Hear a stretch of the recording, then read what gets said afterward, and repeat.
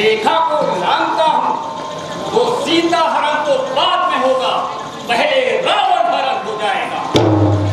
ये मुझे फिर उपाय करना होगा जिससे मेरा काम बन जाए। ये देवी, तुम्हें शिक्षा देनी है तो इस रेखा से बाहर आकर भिक्षा दो। यह ज्योति कभी भी भिक्षा नहीं लेगा। क्षमा करिए योगीराज, यह रेखा छूट नहीं सकती। यह आन लखन देवर की है, मुझसे छूट नहीं सकती। हे योगीराज, मुझे क्षमा करें, मैं रेखा से बाहर आकर भिक्षा नहीं दे सकती। क्या कहा? अपनी देवर की आन को नहीं तोड़ सकती? तो सुनो देवी, यह जोगी वह जोगी नहीं जो बंधी हुई भिक्षा लेता है। अरे थोड़ी भिक्षा के लिए जो गुरु को धोखा देता है, धोखा तो क्या हुआ, कृष्णावश में कर सकता हूँ। यदि ईश्वर की कृपा हुई तो महीनों भूखा रह सकता हूँ। है आशीष तुमको देवी, जग में नाम कमाओ तुम, दिन दुखियों की सेवा कर सेवा, जग माता माता कहाओ तुम। हे देवी, यदि तुम अपनी देवर की आंख को नहीं तोड़ सकती तो मैं भी अपने गुरु को दिए हुए वचन को नहीं तोड़ सकता। एक दिन नहीं, 2 दिन नहीं, यदि महीना भर भी मुझे भूखा प्यासा रहना पड़ेगा तो यह जोगी सह लेगा। देवी एक बार पुनः विचार करके देखो, वो भी अगर साधु संत आप किसी के द्वार पे खाली हाथ जाता है, वह संकेत अच्छा नहीं है देवी।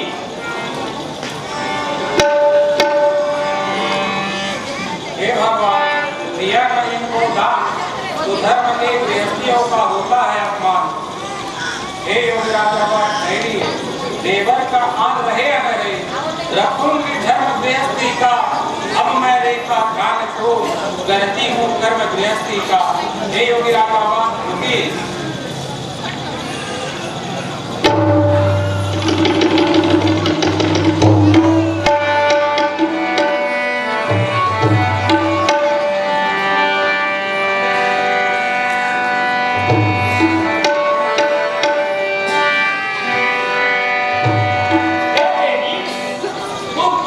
इन राजकुमारों के साथ जंगल जंगल क्यों भटक रही हो? सर्दी गर्मी आदि दुखों को क्यों सह रही हो?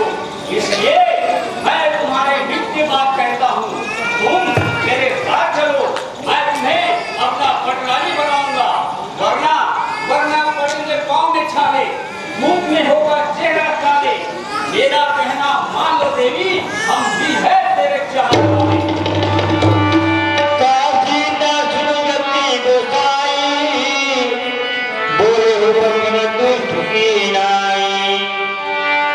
हे योगीराज, आप तो दुष्टों के समान वचन कह रहे हैं।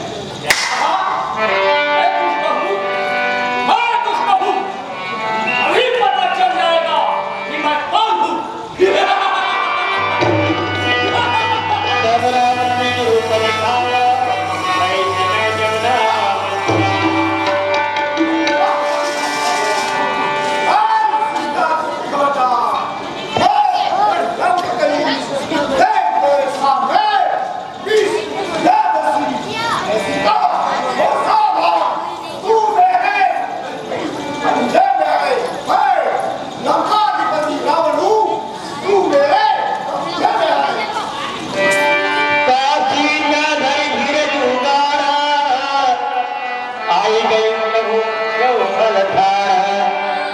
वो दुष्ट खड़ा न खबरदार, स्वामी अब आने वाले हैं।